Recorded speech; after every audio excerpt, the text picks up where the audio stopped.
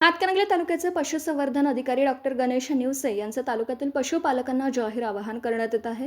शासनामार्फत किंवा शासनाने नेमून दिलेली एकही व्यक्ती किंवा संस्था आपल्या शेतात किंवा जनावरांच्या गोठ्यापर्यंत येत नाहीत किंवा कोणत्याही रकमेची मागणी करत नाहीत। सर्व अर्ज हे ऑनलाईन पद्धतीने स्वीकारले जातात।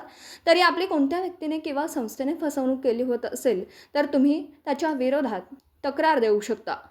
डॉक्टर गणेश निवसे पुढे काय म्हणाले जाणून घेऊयात। पत्रकार सागर जमणे कुंभोज। नमस्कार, मी डॉक्टर जे.के. नेवसे, तालुका पशुसंवर्धन व दुग्ध व्यवसाय अधिकारी हातकणंगले।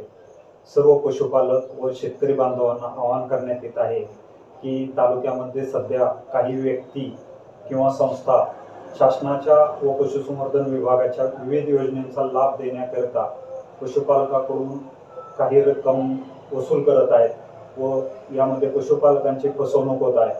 तर पशुसंवर्धन विभागामार्फत योजनेसाठी अर्ज करत असताना असे कोणतेही शुल्क आकारले जात नाही। सर्व अर्ज हे ऑनलाईन पद्धतीने स्वीकारले जातात। यामुळे पशुपालकांनी अशा व्यक्ती किंवा संस्थांच्या आमिषाला बळी पडून आपली फसवणूक टाळावी। तरी तालुक्यातील सर्व पशुपालक व शेतकरी बांधवांना विनंती करण्यात येत आहे की अशा कोणत्याही आमिषाला बळी पडू नये व स्वतःची फसवणूक टाळावी। दिवसभरातील घडामोडींचा आढावा घेण्यासाठी पाहत रहा N24 मराठी न्यूज चॅनल।